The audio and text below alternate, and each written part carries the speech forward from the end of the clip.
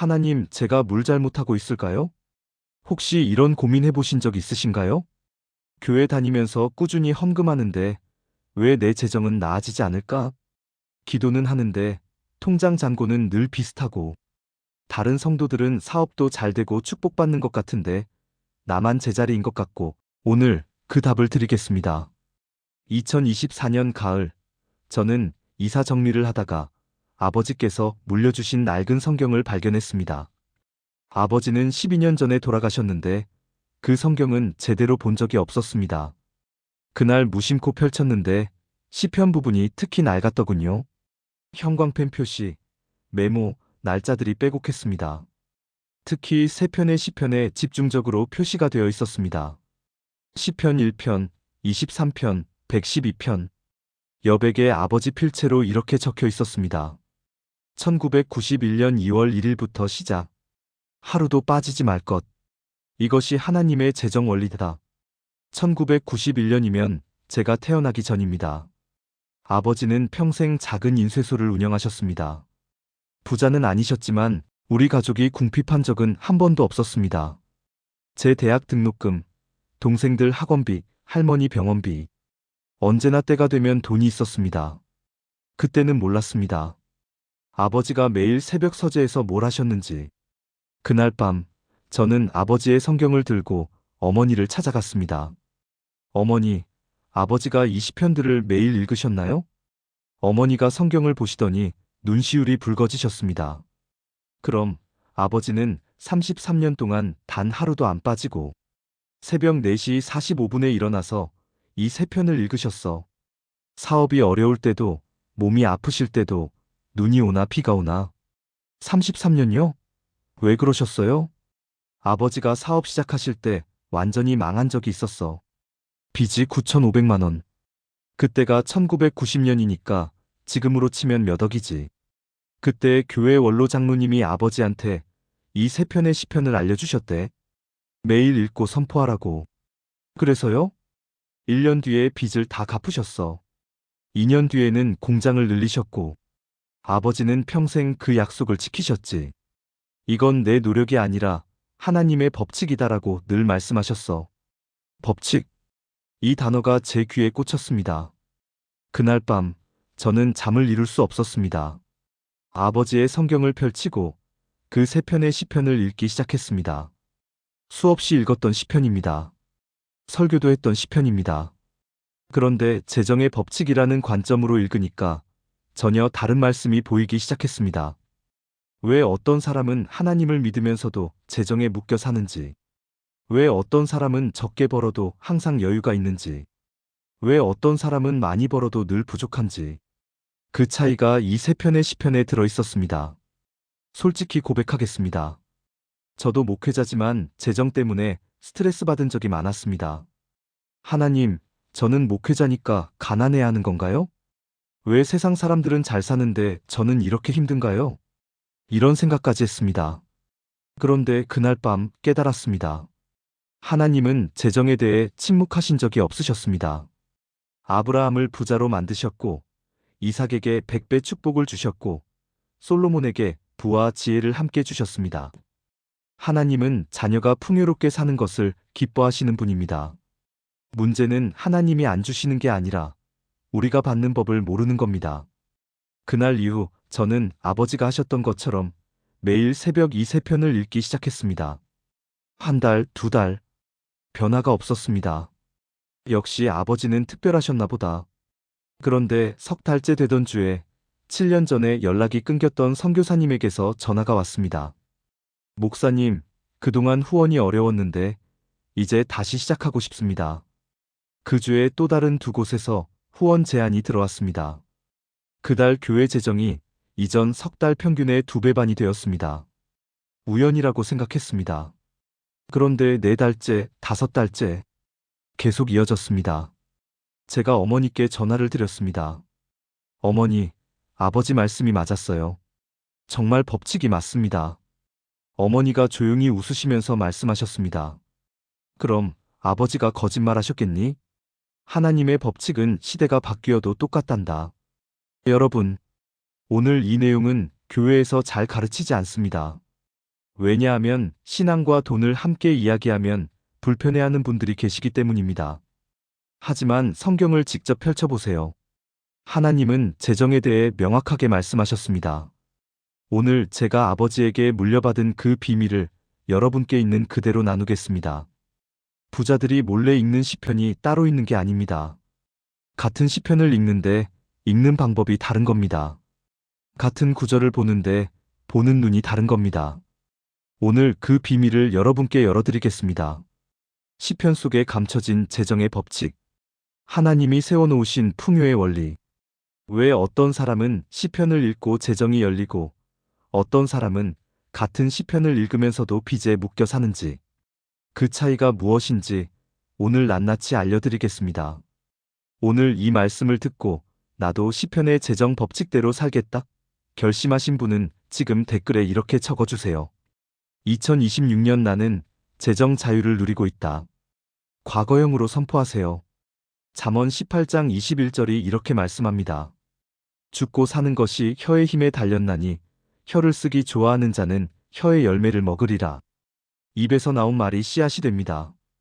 마음에 심긴 씨앗이 생각을 바꾸고 생각이 행동을 바꾸고 행동이 현실을 바꿉니다.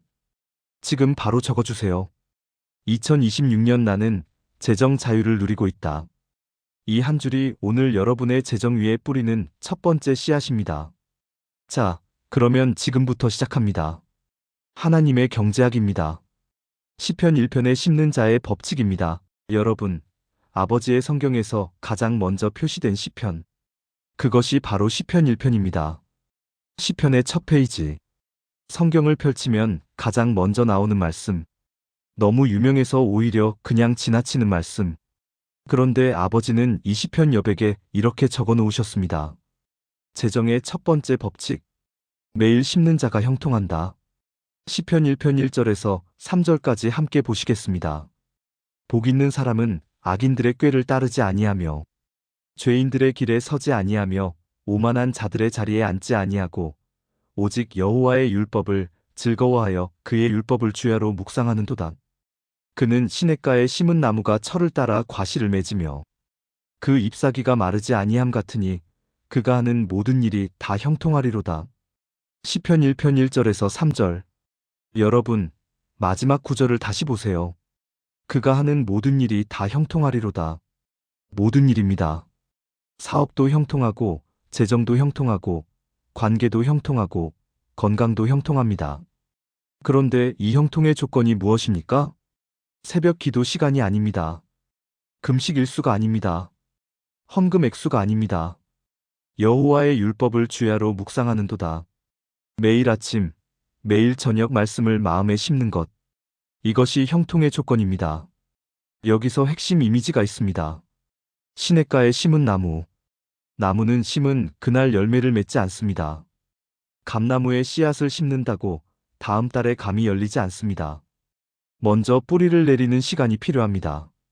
물을 흡수하는 시간이 필요합니다. 줄기가 자라고 가지가 뻗고 그 다음에 열매가 맺힙니다. 그런데 우리는 어떻게 합니까?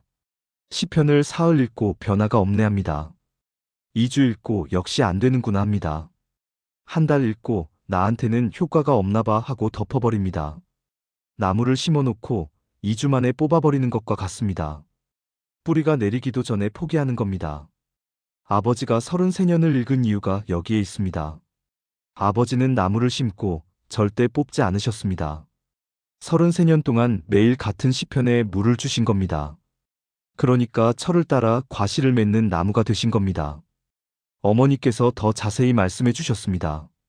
아버지가 처음 시작하실 때는 아무것도 안 변했어. 3개월, 6개월, 1년이 지나도 빚은 그대로고 사업은 여전히 어려웠어. 그런데 어떻게 포기하지 않으셨어요?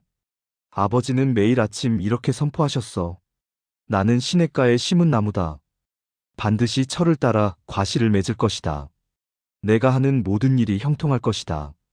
빚독촉 전화가 와도 거래처가 끊겨도 이 고백을 멈추지 않으셨어. 그러면 언제부터 달라지셨어요? 11달째 되던 달부터 뭔가 바뀌기 시작했어. 작은 주문 하나가 들어오고 그 주문이 더 큰 계약으로 이어지고 1년 8개월째 되던 날의 빚을 전부 갚으셨어. 그때 아버지가 그러셨어. 이건 우연이 아니라 법칙이구나. 여러분, 들으셨습니까? 거의 1년 가까이 아무 변화가 없었습니다. 그런데 포기하지 않으셨습니다. 이것이 심는 자와 뽑는 자의 차이입니다. 대구 수성구에 사시는 45살 김정은 집사님. 이분은 작은 카페를 운영하고 계셨습니다. 매출이 월 2,100만 원 정도. 임대료와 인건비 빼면 손에 쥐는 돈이 거의 없었습니다. 프랜차이즈 카페들이 주변에 생기면서 손님이 점점 줄었습니다. 월 매출이 1,500만 원, 1,100만 원, 850만 원. 카페를 접어야 하나 고민하던 중 새벽 기도회에서 시편 1편을 듣게 되셨습니다. 그날 설교 말씀이 마음에 꽂혔습니다. 시냇가에 심은 나무는 환경이 바뀌어도 마르지 않습니다. 왜냐하면 시냇물이 마르지 않기 때문입니다. 여러분도 말씀에 뿌리를 내리면 경기가 어려워도 무너지지 않습니다. 그날부터 매일 새벽 5시 15분에 일어나서 시편 1편을 읽기 시작하셨습니다. 그냥 읽지 않으셨습니다. 자기 카페를 구체적으로 넣어서 선포하셨습니다. 나는 시냇가에 심은 나무입니다. 내 카페는 하나님이 세우신 나무입니다.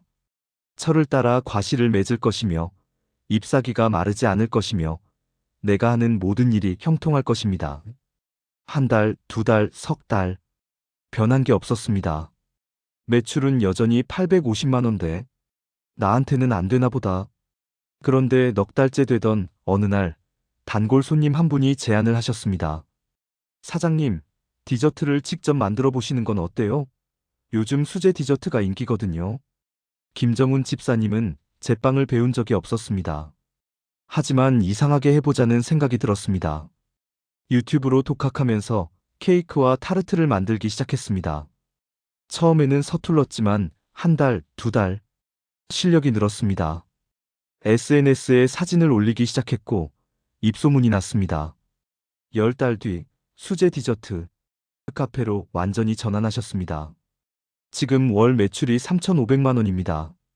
이전의 4배 이상입니다. 김정훈 집사님이 제게 이렇게 말씀하셨습니다.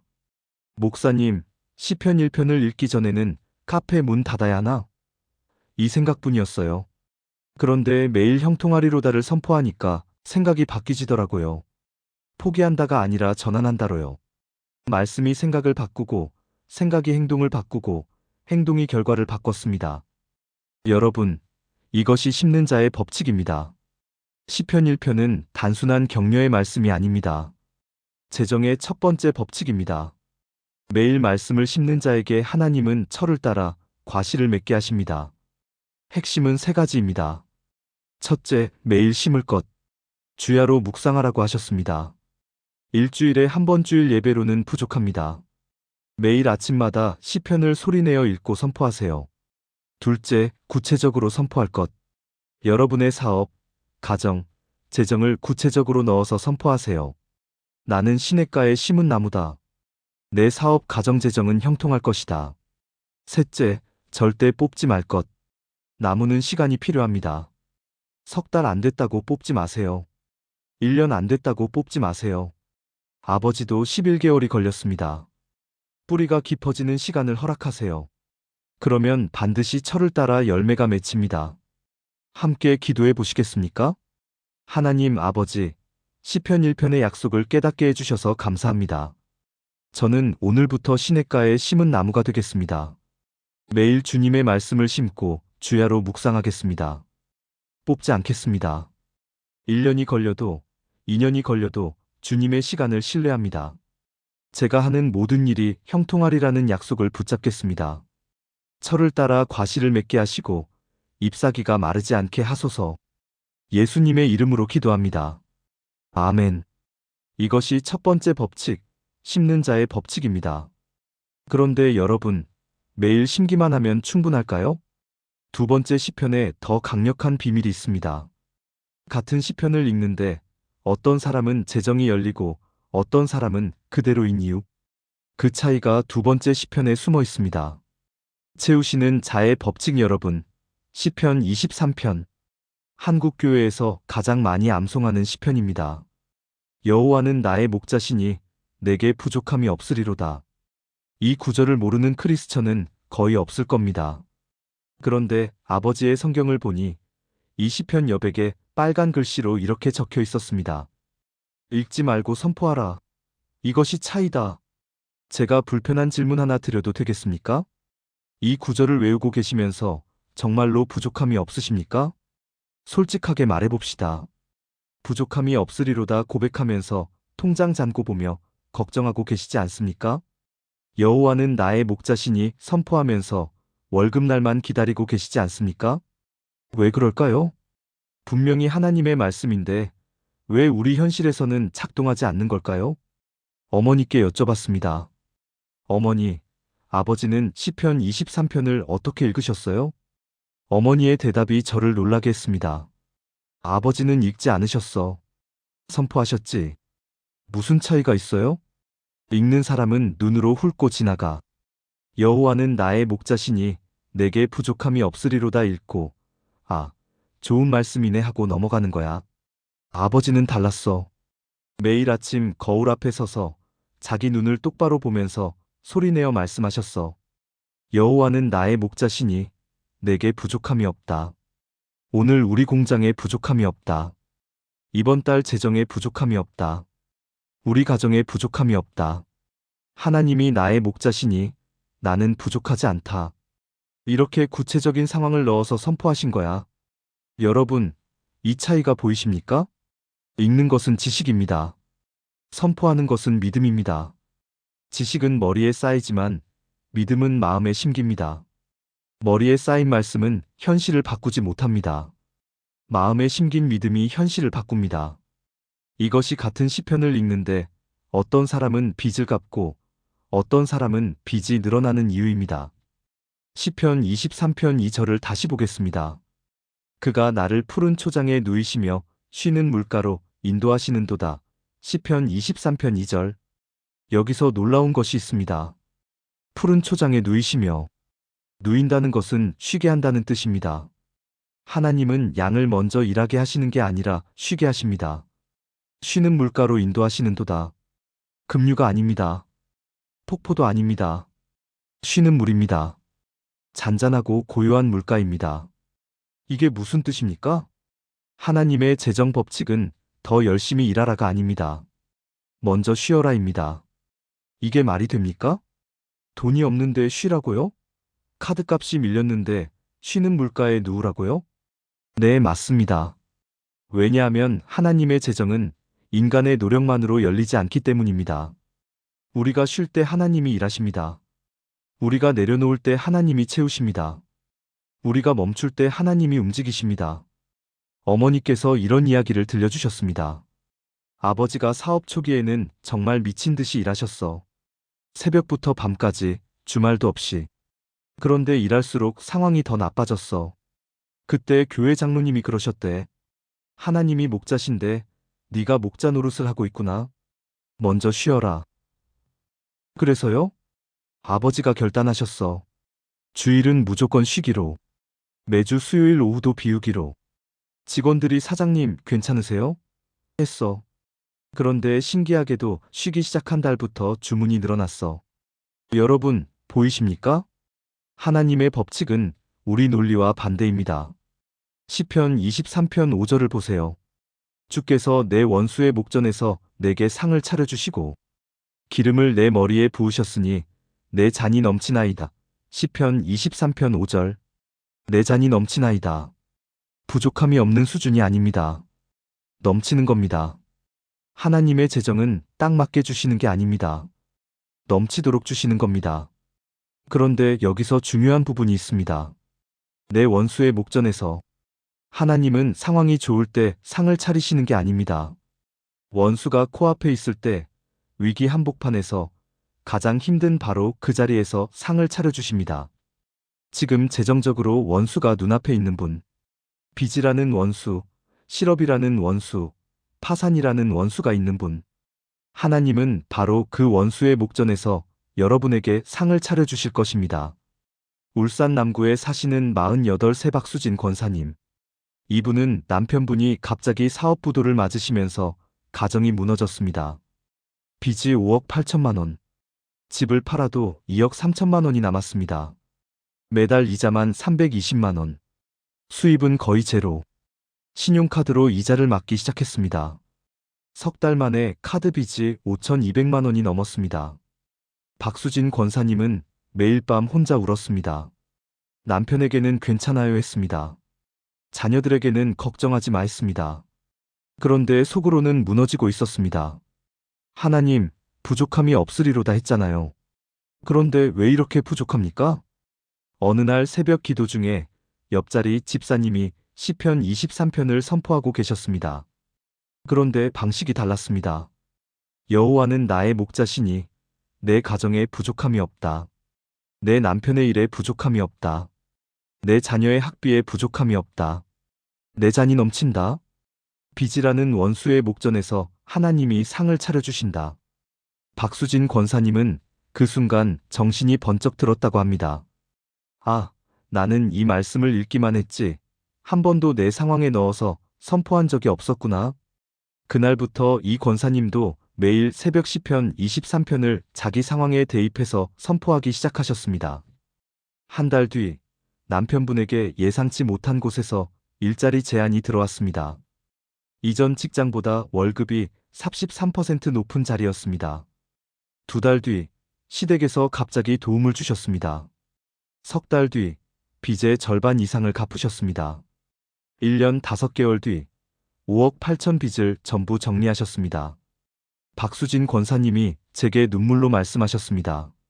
목사님, 시편 23편을 18년 동안 외우고 있었는데 한 번도 내 것으로 선포한 적이 없었어요. 읽기만 했지 믿고 선포한 적이 없었어요. 선포를 시작하니까 말씀이 살아서 움직이기 시작했습니다. 여러분, 이것이 채우시는 자의 법칙입니다. 하나님은 채우시는 분이십니다. 부족함이 없게 하시는 분이십니다. 잔이 넘치게 하시는 분이십니다. 원수의 목전에서도 상을 차려주시는 분이십니다. 그런데 그 채우심을 경험하려면 읽는 것을 넘어서 선포해야 합니다. 오늘부터 시편 23편을 다르게 읽어보세요. 눈으로 읽지 말고 입으로 선포하세요. 여호와는 나의 목자시니에서 멈추지 말고 여러분의 구체적인 상황을 넣으세요. 내 사업에 부족함이 없다. 내 가정에 부족함이 없다. 이번 달 재정에 부족함이 없다. 내 잔이 넘친다. 이렇게 선포할 때 말씀이 살아서 역사하기 시작합니다. 그리고 한 가지 더 기억하세요. 더 열심히 뛰지 마세요. 먼저 쉬세요. 푸른 초장에 누우세요. 쉬는 물가로 가세요. 여러분이 쉴 때 하나님이 일하십니다. 여러분이 내려놓을 때 하나님이 채우십니다. 함께 기도하시겠습니까? 사랑의 하나님, 시편 23편의 비밀을 깨닫게 해주셔서 감사합니다. 주님은 나의 목자이시고 내게 부족함이 없으신 분이십니다. 지금까지 읽기만 하고 선포하지 못했던 저를 용서해 주세요. 오늘부터 매일 이 말씀을 제 상황에 넣어서 선포하겠습니다. 내 가정에 부족함이 없습니다. 내 재정에 부족함이 없습니다.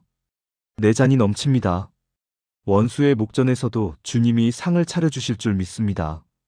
더 열심히 뛰려는 마음을 내려놓고 주님의 푸른 초장에 쉬겠습니다. 주님이 일하시는 것을 기다리겠습니다. 예수님의 이름으로 기도합니다. 아멘. 이것이 두 번째 법칙, 채우시는 자의 법칙입니다. 그런데 여러분, 심고 채워지면 끝일까요? 세 번째 시편에 재정 축복의 마지막 열쇠가 있습니다. 이것을 모르면 앞에 두 법칙도 절반만 작동합니다. 재정이 진짜 폭발하는 비밀, 세 번째 시편에서 공개합니다. 세 번째 법칙은 시편 112편 나누는 자의 법칙. 여러분, 지금까지 두 가지 법칙을 나누었습니다. 첫째, 매일 말씀을 씹는 자에게 형통이 온다. 둘째, 읽지 말고 선포하는 자에게 채우심이 임한다. 그런데 세 번째 법칙을 모르면 앞에 두 법칙이 제대로 작동하지 않습니다. 왜냐하면 하나님의 재정 시스템은 순환 구조이기 때문입니다. 물이 들어오기만 하고 나가지 않으면 어떻게 됩니까? 썩습니다. 곱습니다. 넘쳐서 문제가 생깁니다. 하나님은 여러분을 웅덩이로 만드신 게 아닙니다. 강물로 만드셨습니다. 들어오는 만큼 흘려보내는 강물. 강이 넓어질수록 더 많은 물이 흐릅니다. 이것이 세 번째 법칙이고 시편 112편에 그 원리가 들어 있습니다. 시편 112편 1절에서 3절 말씀입니다. 할렐루야 여호와를 경외하며 그의 계명을 크게 즐거워하는 자는 복이 있도다. 그의 후손이 땅에서 강성하며 정직한 자들의 세대가 복을 받으리로다. 재물과 부유함이 그의 집에 있으며 그의 의가 영원히 있으리로다. 시편 112편 1절에서 3절. 여러분, 이 말씀을 보세요. 재물과 부유함이 그의 집에 있으며 하나님이 직접 말씀하셨습니다. 재물, 부유함. 하나님은 이 단어를 피하지 않으셨습니다. 하나님을 경외하는 자의 집에 재물과 부유함이 있다고 분명히 선포하셨습니다. 그런데 여기서 끝이 아닙니다. 시편 112편 9절을 보세요. 그가 흩어 베풀었으니 그의 의가 영원히 있고 그의 뿔이 영광 중에 높이 들리리로다. 시편 112편 9절. 흩어 베풀었으니 이것이 핵심입니다. 재물이 들어오기만 하는 게 아닙니다. 흩어 베푸는 겁니다. 받기만 하는 게 아니라 나누는 겁니다. 그리고 나누는 자에게 하나님은 무엇을 하십니까? 그의 뿔이 영광 중에 높이 들리로다. 뿔은 성경에서 권세와 능력을 상징합니다. 나누는 자의 권세가 높아진다는 겁니다. 나누는 자의 능력이 커진다는 겁니다. 나누는 자의 재정이 더 커진다는 겁니다. 이것이 하나님의 재정순환 법칙입니다. 심으면 열매가 열리고 선포하면 채워지고 나누면 더 커집니다. 흘려보낼 때 강이 넓어지고 강이 넓어지면 더 많이 흘러옵니다. 아버지의 성경에서 이 시편 여백에 이렇게 적혀 있었습니다. 1998년 5월 결단. 이익의 25% 나눔 시작. 이후 매년 배로 증가. 어머니께 여쭤봤습니다. 어머니, 아버지가 25%를 나누셨다고요? 그렇단다. 처음에는 11조만 드렸어. 그런데 사업이 어느 정도 안정되고 나니까 더 이상 안 커지더래. 내년째 비슷한 매출이 이어졌어. 그때 시편 112편을 다시 읽고 깨달으셨대. 아, 강물이 막혀 있구나 하고. 그래서 결단하신 거예요? 응. 11조 10%에 감사헌금 15%를 더해서 총 25%를 드리기로 하셨어. 주변에서 다들 말렸어. 그렇게 많이 드리면 사업 자금이 부족해질 텐데. 그런데 아버지는 하나님의 법칙을 시험하는 거다라고 하셨어. 결과가 어땠어요? 25%를 드리기 시작한 그해 매출이 2배 3할로 뛰었어. 몇 년째 제자리였는데 말이야. 둘째 해에는 3배 1할, 셋째 해에는 4배 8할. 아버지는 돌아가시기 전까지 매년 수익의 25%를 교회와 선교와 구제에 사용하셨어. 여러분, 들으셨습니까? 25%를 드릴 때 75%로 사업하는 건데 어떻게 매출이 올라갑니까? 인간의 계산으로는 말이 안 됩니다. 그런데 하나님의 수학은 다릅니다. 강을 넓히면 하나님은 더 큰 물을 흘려보내 주십니다. 서울 송파구에 사시는 59세 장민우 장로님. 이분은 건설자재 유통업을 하다가 2018년에 완전히 망하셨습니다. 빚이 8억 3천만 원. 집을 팔고 차를 팔고 전셋집에서 사셨습니다. 모든 것을 잃은 상태에서 이 장로님이 가장 먼저 하신 일이 무엇이었는지 아십니까? 헌금입니다. 전셋집에서 라면으로 끼니를 때우면서도 수입의 11조를 빠지지 않고 드렸습니다. 이분이 처음 헌금을 드리던 날 이야기를 해주셨습니다. 모든 것을 정리하고 택배 배송 일을 시작하셨습니다. 새벽 3시 15분에 일어나서 물류센터에서 박스를 나르셨습니다. 59세의 몸으로 하루 10시간씩 일하셨습니다. 첫 달 수입이 285만 원이었습니다. 전세 이자가 65만 원. 공과금, 식비, 교통비를 빼면 남는 돈이 60만 원도 안 됐습니다. 그 60만 원에서 11조 28만 5천 원을 봉투에 넣으셨습니다. 솔직히 손이 떨렸다고 합니다. 이 돈이면 보름 식비인데. 헌금 봉투를 쥐고 한참을 서 계셨습니다.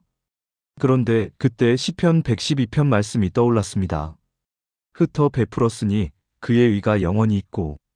이 장로님은 봉투를 헌금함에 넣으시면서 이렇게 고백하셨습니다.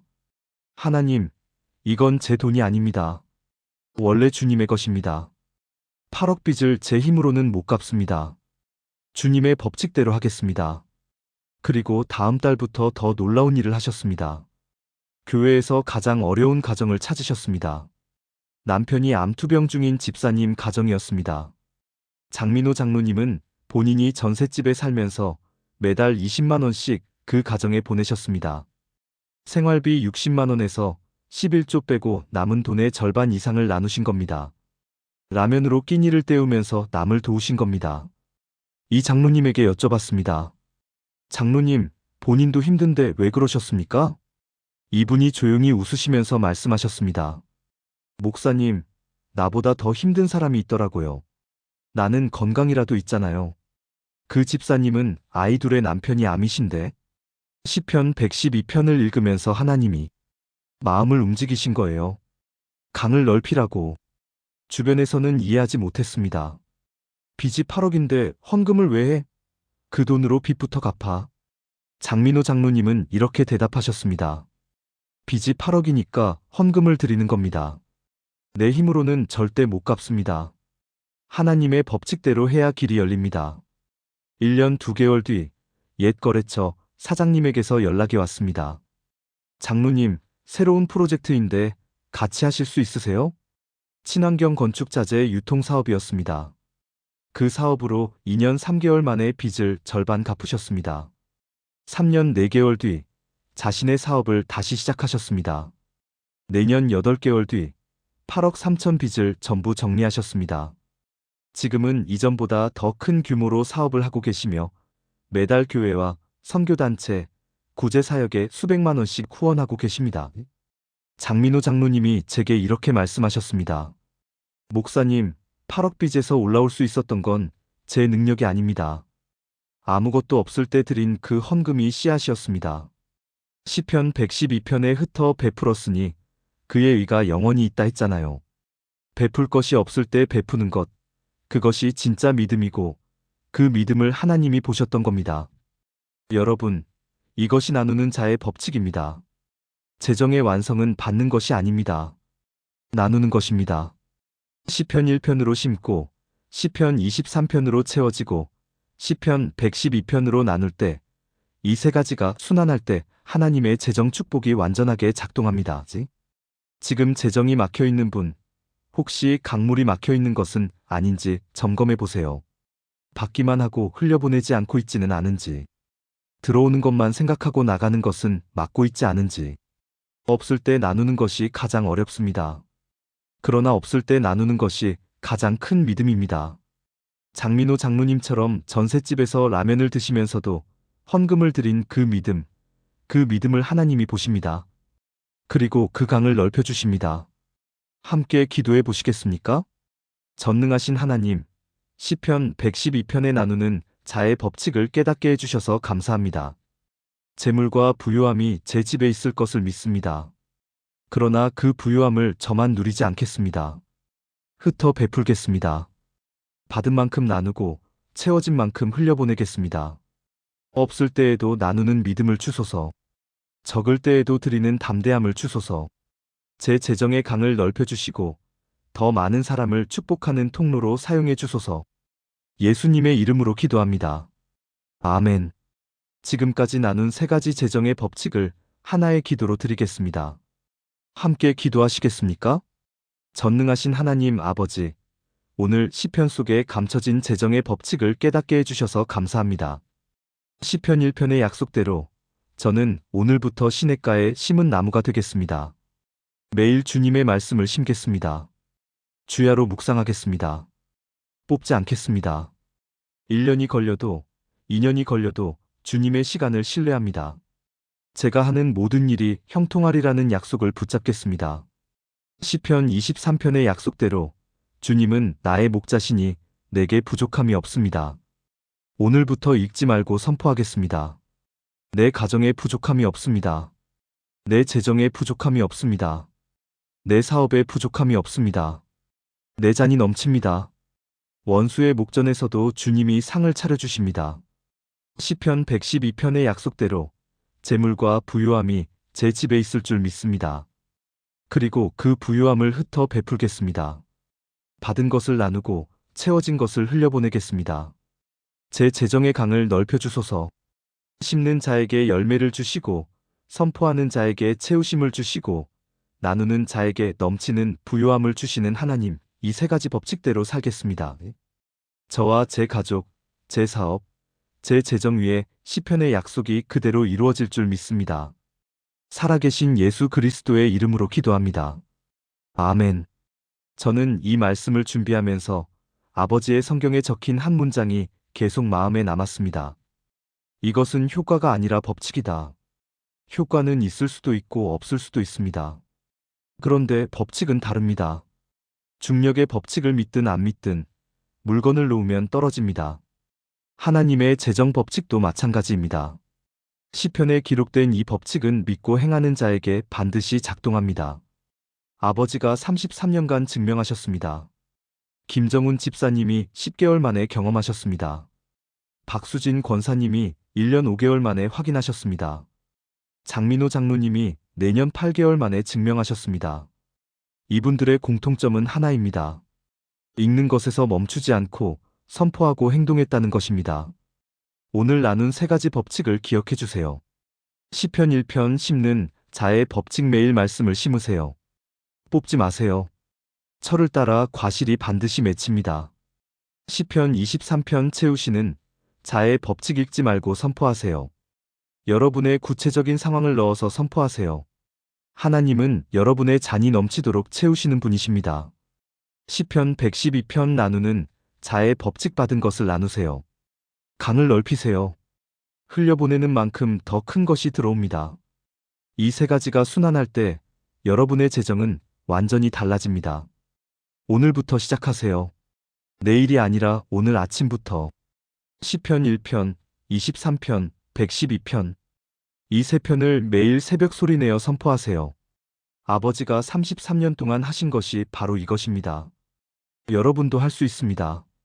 이 말씀이 마음에 닿으신 분, 오늘 이 영상이 힘이 되신 분은 좋아요를 꼭 눌러주시고 구독 버튼도 꼭 눌러주세요.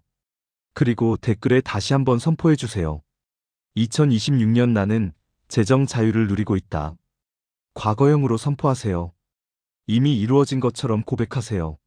혀의 열매가 여러분의 현실이 됩니다. 그리고 이 영상을 재정 때문에 고민하고 있는 분에게 공유해주세요. 여러분의 공유 한 번이 누군가의 재정에 첫 번째 씨앗을 심어줄 수 있습니다. 사랑하는 성도님들, 하나님은 여러분이 풍요롭게 사는 것을 기뻐하시는 분이십니다. 시편에 기록된 재정의 법칙은 지금 이 순간에도 살아있습니다. 심고 선포하고 나누세요. 이것이 바로 하나님의 경제학입니다. 여러분의 재정에 시편의 기적이 시작될 것입니다. 우리 대한민국 국민에게 하나님은 특권을 주셨습니다. 정월 초하루가 2번이거든요. 오늘도 2026년 정월 초하루입니다. 이제부터 시작해보세요. 성경책에 표시하시고 특권을 누려보세요. 저는 조용히 듣는 기도였습니다. 하나님의 크신 은혜와 넘치는 부요함이 오늘 이 영상을 끝까지 들으신 모든 분들의 가정과 사업과 재정 위에 강물처럼 흘러가시기를 예수 그리스도의 이름으로 축복합니다. 아멘.